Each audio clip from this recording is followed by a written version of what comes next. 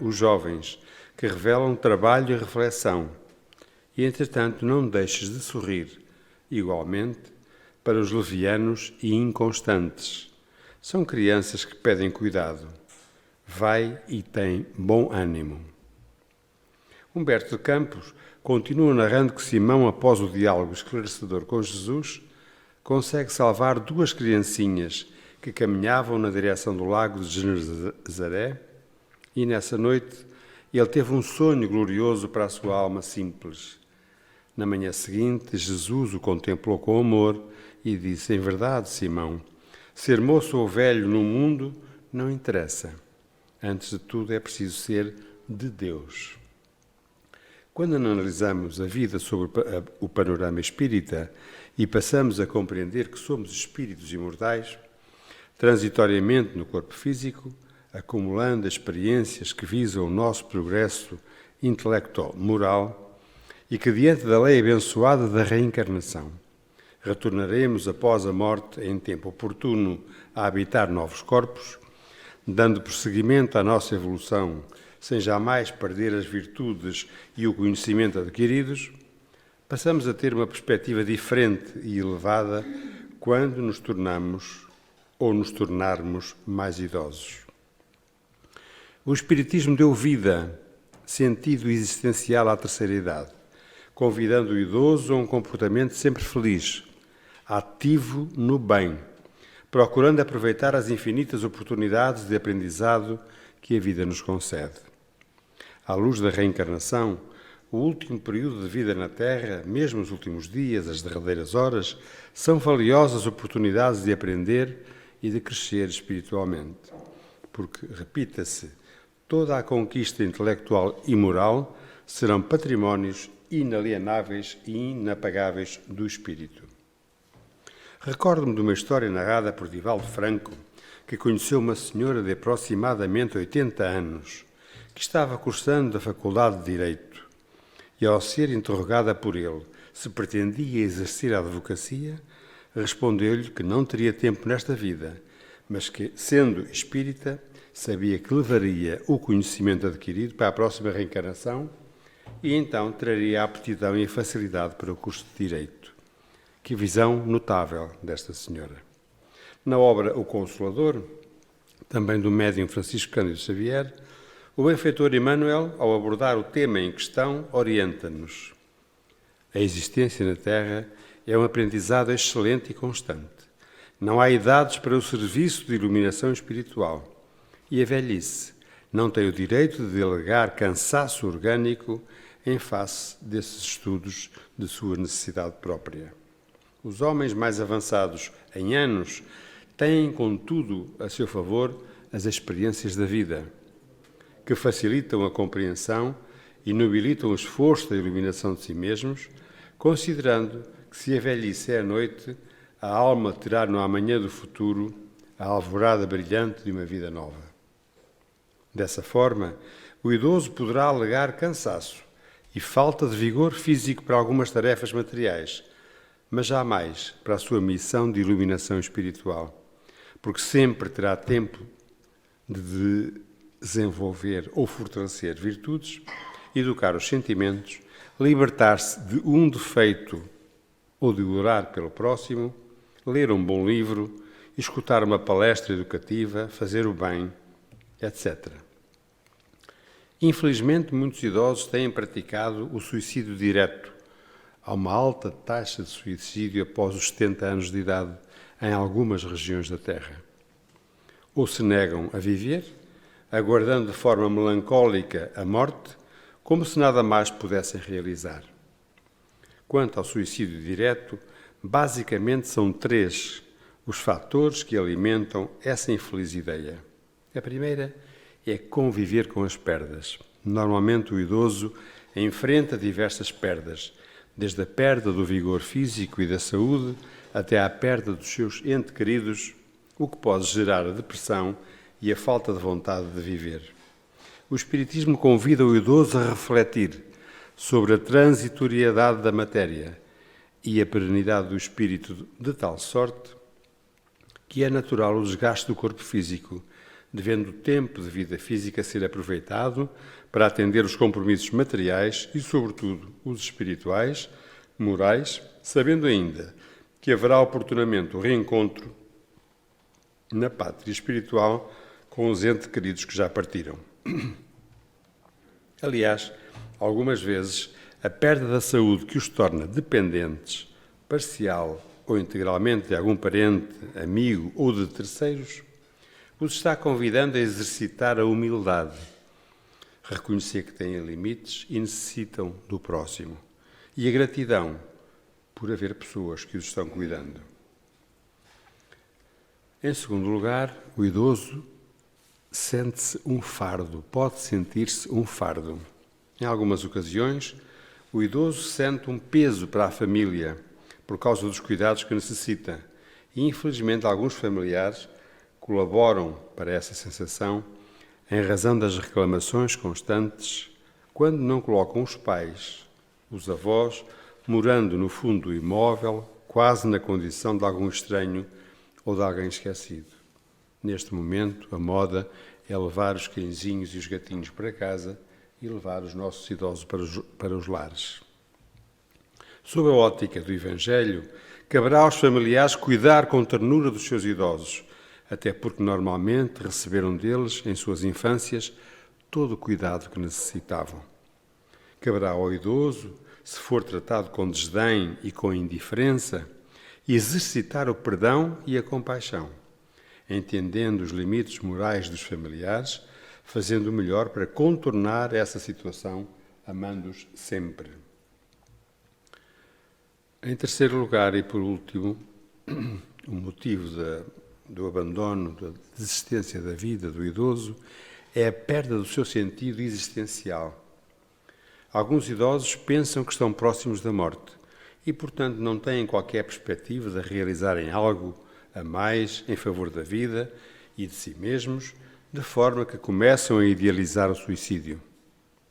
A veneranda religião espírita, conforme já anotado neste artigo, convida todos o promover a evolução intelecto-moral até os últimos suspiros da vida, porque toda essa conquista será património do espírito imortal que somos, portanto, o Espiritismo propicia essa noção de sentido existencial a todos, inclusive aos idosos, mesmo quando a desencarnação já esteja próxima.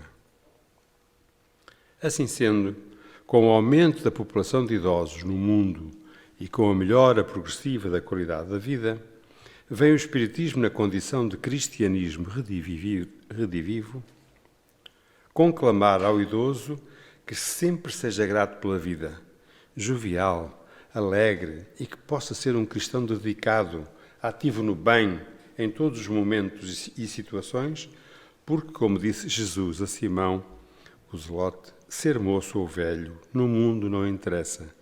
Antes de tudo, é preciso ser de Deus. O entendimento espírita vê a idade avançada como o outono do tempo, uma fase normal, necessária e imprescindível na sucessão harmónica dos objetivos e funções da encarnação, em volta igual a todas as outras, nos dons da natureza, nas bênçãos de Deus. De modo geral, por hábito e costume e desconhecimento do real significado das palavras, usamos como sinónimos de idoso o termo velho. Então, qual é, no dicionário, a definição de velho? É um adjetivo que significa gasto pelo uso, antigo, desusado, antiquado, obsoleto, arcaico. E é também um substantivo, dizendo que é um homem que tem muita idade. Todo idoso, inevitavelmente, o será pelo próprio adentrar dos anos vividos no tempo presente. Ser velho, porém, junto a essa realidade, obsoleto, desusado, antiquado, será a opção. Concluindo-se que ser idoso é contingência, porém velho é um arbítrio, é uma decisão pessoal. Desse modo, é velho quem perdeu a jovialidade, quem só dorme, quem nada ensina ou se recusa a aprender.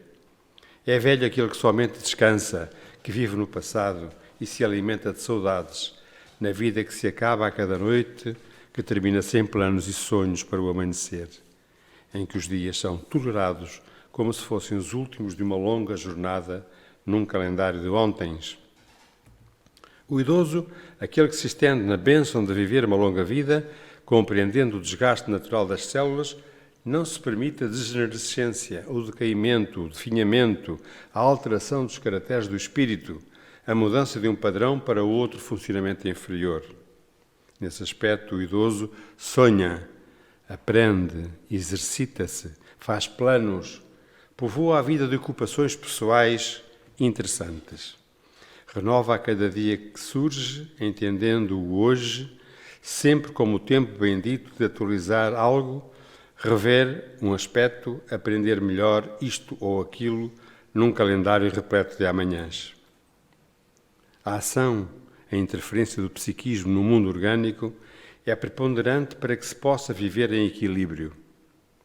A matéria, por suas limitações, limitará a exteriorização do espírito, mas a saudável disposição mental deste se refletirá no conjunto em forma de bem-estar, no dinamismo lúcido, vivido, interessado e atuante, fornecendo lubrificante para as engrenagens celulares que passam a movimentar-se sob um comando equilibrado.